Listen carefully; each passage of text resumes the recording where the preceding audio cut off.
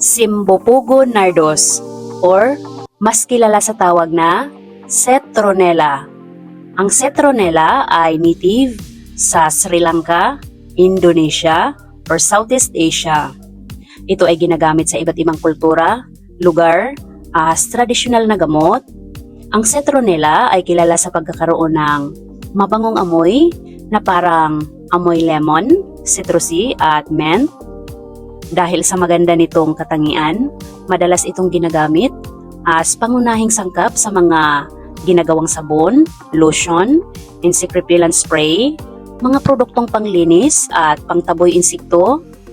Ang Citronella ay may mga katangian na antifungal, antibacterial, antiseptic properties, at isa din itong insect repellent. Madalas itong ginagamit panggamot, remedy sa mga sakit sa balat na dala ng bacterial, fungal infection.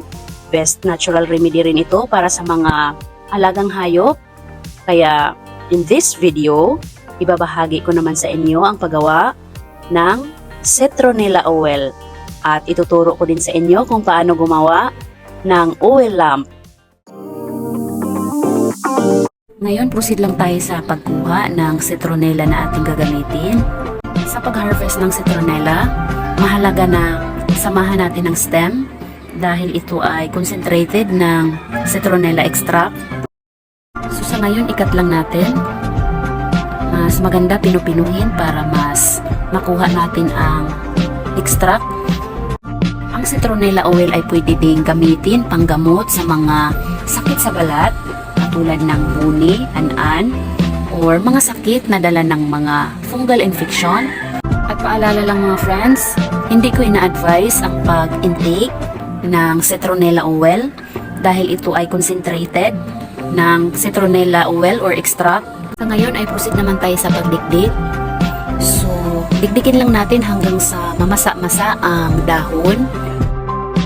And then, pagkatapos nating dikdikin, ilagay lang natin sa ating gagamitin na paglulutuan.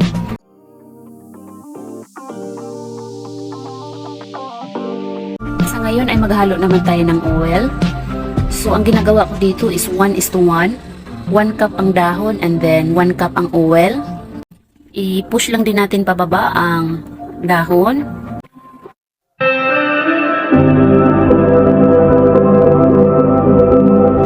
And then gagamit din tayo ng tela. So balutin lang natin ang takip para hindi siya pasukin ng moist or ng tubig.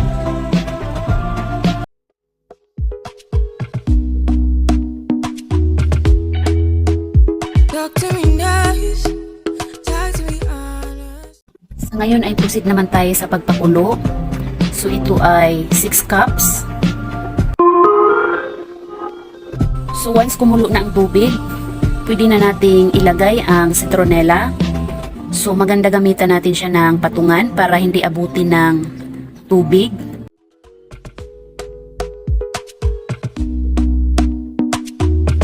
And then lutuin lang natin ng pinakamahinang apoy.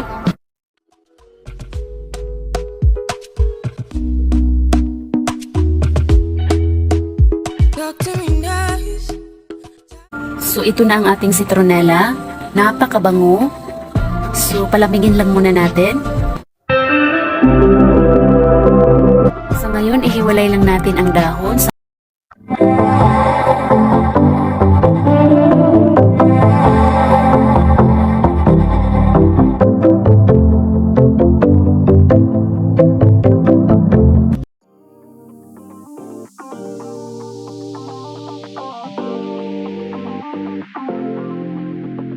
Salin lang din natin sa garapon na may takip.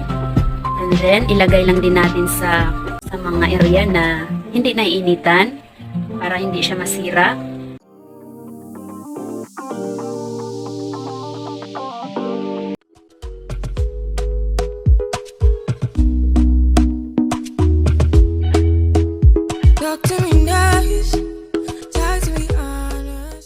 Sa ngayon ay proceed naman tayo sa paggawa ng lamp.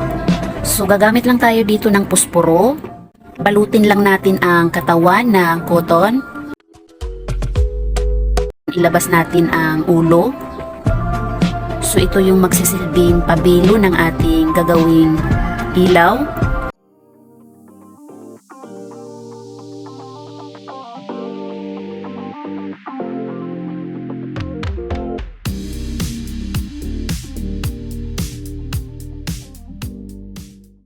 Sa ngayon ay gagawin naman natin ang holder, or ito yung magsisilbing base ng ating lamp.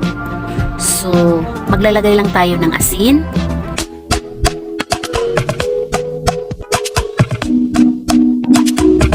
Sa ngayon ay lalagyan lang natin ng citronella oil. So lagpasan lang natin ng kaunti ang level ng asin. Then itusok naman natin ang ginawa nating pabilo at sindihan. Ito mga friends, kung meron kayong diffuser, ay pwedeng gamitin ang citronella oil para pang disinfect or para pangtaboy ng mga insekto sa paligid or sa hangin sa loob ng bahay. Every time na mag-dry ang citronella oil, ay mag-add lang ng kaunti para hindi mamatay ang ilaw. Sa ngayon, ituturo ko naman sa inyo ang isa pang method sa paggawa ng pabilo. So, gamit ang tela na cotton. So, nagkat lang ako ng maliit and then ipaikot. And then, maglagay lang tayo ng asin. So, same procedure. Ang pinagkaiba lang dito is tela ang ginamit natin. So, halimbawa, wala kayong magamit na pusporo or cotton, pwede kayong gumamit ng tela. Itusok lang natin pababa ang kabilang dulo and then siguraduhin na nakalabas ang ulo.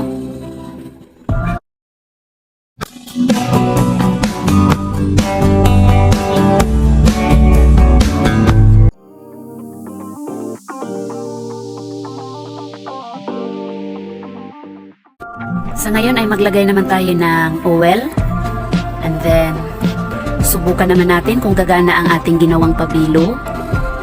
So, sindihan lang natin.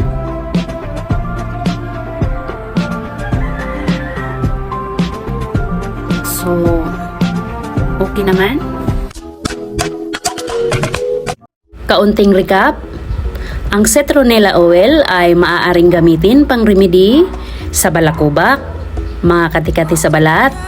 Pwedeng ilagay sa mga diffuser, pugon, para ma-disinfect ang hangin sa tahanan. Pwedeng ipahid sa balat para iwas lamok. Ang maganda, pwede ito pang remedy sa mga alagang hayop.